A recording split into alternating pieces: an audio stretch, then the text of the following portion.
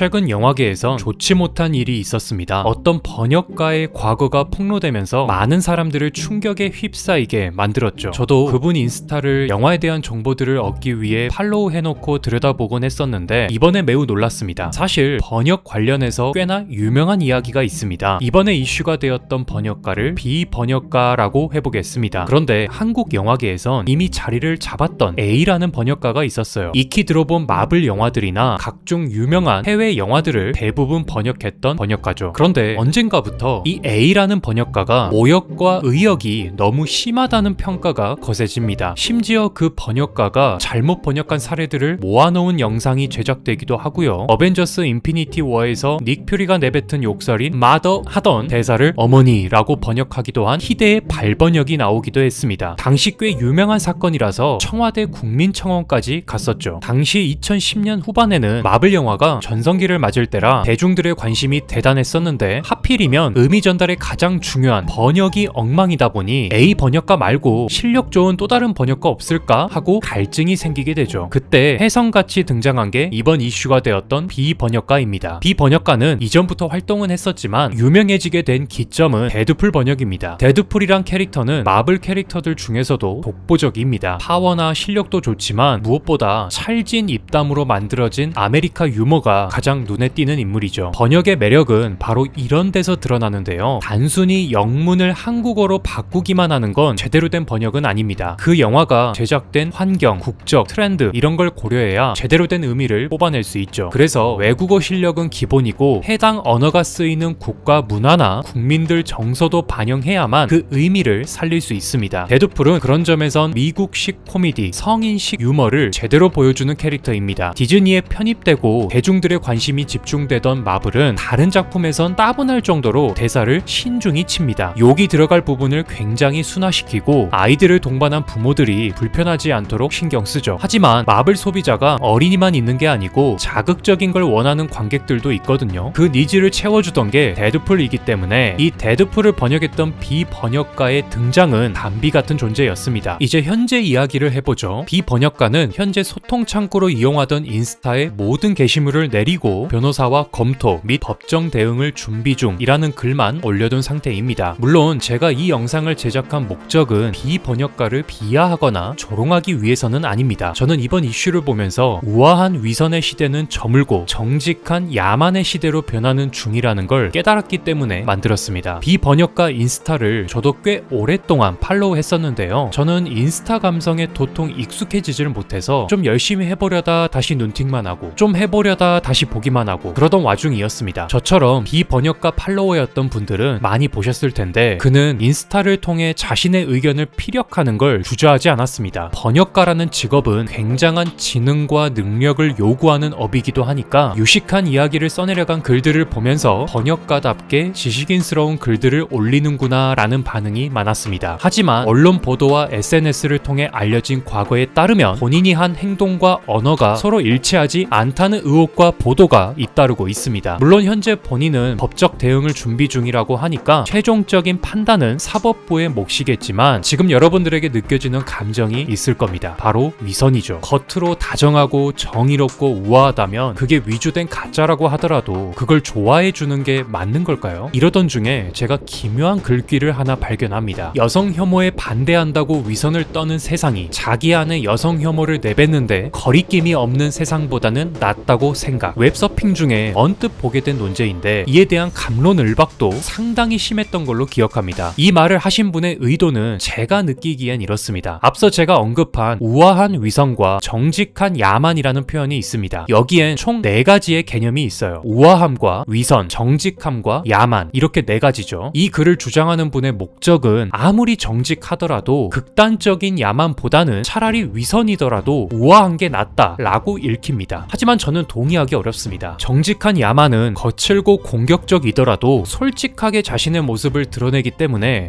그냥 본능에만 충실해서 사회적 규범 따위는 무시하는 부류구나 하고 피할 수가 있거든요. 그런데 위선은 겉으론 우아한 척 온갖 포장을 다 해놔서 처음엔 좋은 사람인 줄 알고 친하게 지내고 가까이 다가갔는데 알고 보니 기만적인 태도로 일관하는 자들이란 걸 느끼는 순간 본능에 충실한 부류보다도 못한 거죠. 즉 저는 둘 다 싫지만 정말 최악을 하나 꼽으라 꼽으라면 위선이 더 싫습니다. 그래서 위선도 선이라는 의견을 제일 동조하기 어렵습니다. 그건 선이 아닙니다. 솔직한 악보다 더 악질적인 악이죠. 이번 비번역가 이슈가 사회에 얼마나 큰 불신을 주었는지 우리는 심각하게 봐야 합니다. 단순히 이를 벌린 사람 한 명만 날아가는 이슈가 아닙니다. 그는 사건이 드러나기 전까지 숱한 방송 활동과 강의를 진행했습니다. 그 과정에서 여러 연예인, 인플루언서, 일반인들과 사진도 찍고 인터뷰도 하고 교류도 했죠. 그런데 지금 이 사단이 난 상황에 그와 교류했던 사람들 기분이 어떨까요? 되게 좋은 사람인 줄 알았는데 그렇게 안 봤는데 세상에나 진짜 나쁜 사람이었네? 이런 생각이 들겠죠. 이게 우아한 위선자들의 가장 무서운 점입니다. 아까도 주장했듯 딱 보기에 나쁜 놈 같으면 그냥 피해서 돌아갈 수라도 있습니다. 내 옷이 더러워지기 전에 회피할 수 있는 기회라도 생기죠. 그런데 이 위선적인 기만자들은 그 기회마저도 앗아가고 심지어 나도 똑같이 나쁜 놈이 되기도 합니다. 만약 이런 위선자들이 어떤 유명 유튜버와 합작해서 위선자의 상품을 유튜버가 자신의 명성을 활용해서 물건 판매를 홍보하고 대신 팔아줬다고 가정해 볼게요. 그런데 위선자의 실체가 드러나자 그 위선자는 그냥 빤스런해버리고 변호사와 법적 조치 준비 중 이런 팻말만 내걸고 사라진다면 이거 뒷감당은 어떻게 해야 될까요? 즉, 이 비번역가 이슈는요 절대 작은 사건이 아닙니다. 과거보다 훨씬 복잡해진 인간관계가 펼쳐진 게 현대사회입니다. 그만큼 상호 간의 신뢰가 굉장히 중요하죠. 그런데 이런 이슈들이 자꾸 생기면 사람을 만나기도 전부터 의심하게 만들어버린 정말 악질적인 사건이에요. 이제 이 순간 이후로 사람을 대할 때 온전히 착하고 좋은 시선으로만 바라볼 수가 있을까요? 우리가 궁예가 아닌 이상 사람 속을 꿰뚫어 볼 수도 없는데 말이죠. 그래서 저는 차라리 정직하게 드러내는 게 더 낫다고 생각합니다. 괜히 쓸데없이 착한 척, 고상한 척 하지 말고 그냥 본인의 캐릭터를 가감없이 그대로 드러내자는 거죠. 만약 본인이 이기적인 성격을 타고났다면 숨기지 말고 그냥 이기적인 본인을 인정하고 사는 겁니다. 물론 주변 사람들이 싫어하겠죠. 그러면